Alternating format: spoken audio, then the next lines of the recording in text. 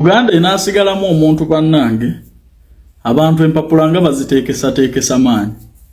Mujjukire mutabani w'omulaalo wano Wisdom Kaye naye bwe yali yeteekateeka okugenda ku embassy yakola omukolo ogw'ekifere era nga balina omukulu oyo. So bwe ndaba ebintu bwe biti era nze ng'omugezi manyirawo nti waliwo anaatera okutulabako. Waliwo anaatera okuyitamu naye akadde keekonze ndowooza oli myaka emituufu egigenda okunoonya 10.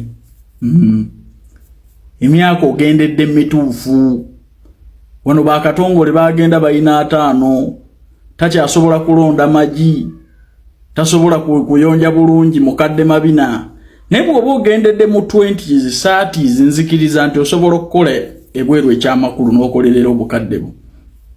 Era ebigambo bye njagala okusibirira my brother kuba nkimanyi nti oteekateeka mpapula era ssaawa yonna ogenda kulabikako ku embassy. Ako kakoje tukamanyi mukakozesa nnyo nga muteekateeka empapula. Kaye Wisdom yakakozesa n'abalala bangi besaagala kwogerako kuba Kaye Wisdom mwogerako kubanga kyaliwo. Era ne ku mukolo gwo ogw'ekifere waliko. So ekyokuyitamu at your age ndaba decision gy'okoze ya makulu nnyo okusinga ebirala byonna bye wali okoze. Genda ebweru weekolerere teriyo kya makulu kisinga ekyo naye kano njagala kakusibirira nga akalowoozo.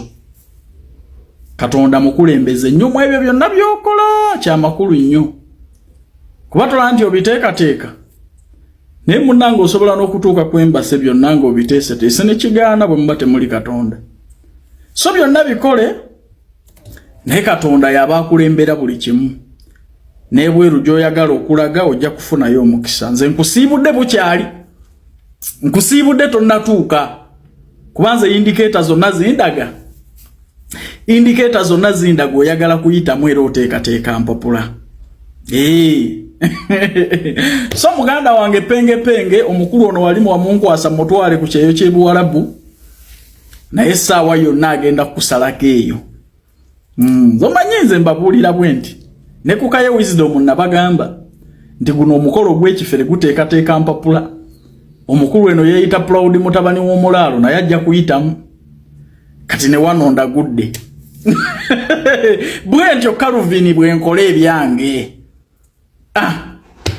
Ayagala ogenda ebweru okwepakasiza tutwala mu mawanga g'Abawarabu neetaaga abasobola okuvuga bufookolifuta mu kampani gwanga lya Kuwait salala ali $2.5 ng'oli mwana wa bulenzi okuva ku myaka 21 paka emyaka 38 sente z'oteekamu ng'omaze kwata ku visa nga pamiti ogiyina ey'oli ginoba ya kicupuli.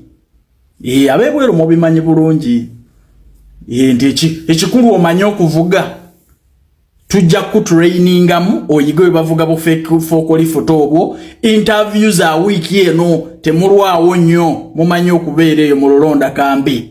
Naawe omwana ow'obuwala eyandiyagadde okukola nga waitress Dubai emirimu mu mahoteri twagifunye dda n'ow'obulenzi ayagala okukola nga waiter salala atandikira ku $1,800,000 paka ku $2.5 bw'oba emirimu ogitegeera bulungi. Bakusuza bakuliisa contract za myaka 2 bakujjanjaba.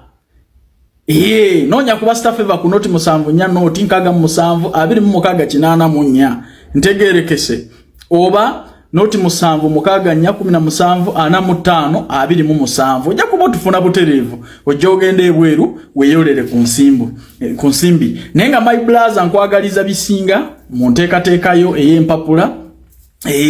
Saawa yonna nkiraba oyolekera ku embassy naye Katonda akuteeremu baraka ebirungi byonna mbikwagaliza okoze decision ekyasinze okubeera entuufu mu bulamu bwo. N'omuntu ali eyo nga tolina mulimu tohesitating agenda bweru mugende ebweru mwepakasize ng'emyaka gikyasobola ng'amagumba gakyasobola okyasobola okukuuta embalaasi amabina ne gwe n'ogenda mu kukyeyo mu myaka egy'obukadde.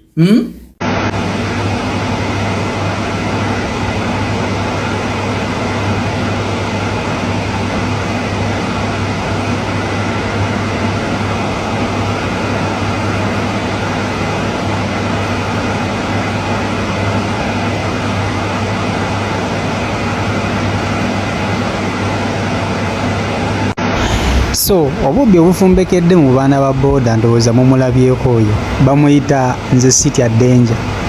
Owa booda oyo yabadde ava waggulu nga bw'omulabye n'asanga abasirikale nga batudde bali ku ssimu zaabwe nga bw'obamanyi buno bamagye wandigamba nti yaginyakudde ku bano aba traffic nedda enyakudde essimu y'owamagye nyabannanga abaana ba booda oba mukama oba ani ali basonyiwa bwegamba obubbi mutuuse kiramwe temukyatya nti omusajja alina emmundu bayinza okunguba ne bankuba amasasi gwa bubbi negwe n'osalawo n'onyanyukula essimu y'omusirikale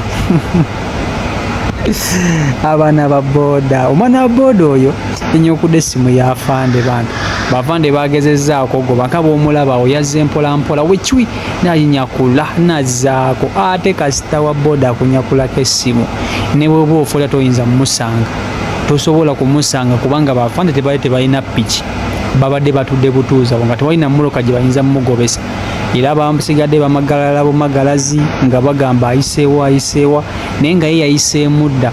So kati ekiriwo owa booda oyo bagenda maaso n'okuba nti bongera okumutracking era kyemmanyi balina okumukwata oba batya ye balina omumukwata kubanga kyeyakoze tebayinza kumuleka obba otya essimu ku musirikale nawe ng'okimanyire ddala nti kamera kale muba muyinza obba nga temumanyi nti kamera zibeerawo mu ebyo bitundu naye ababooda obubbi nga bungi obubbi bungi kagamba omuntu asanga owa booda nga limbuzibu n'atya n'okumuwolereza lwa bubbi bwabwe. So naye ng'owa booda bwatyo bwe yakoze yabba essimu y'omukulu yabba essimu y'omusirikale n'adduka n'agenda.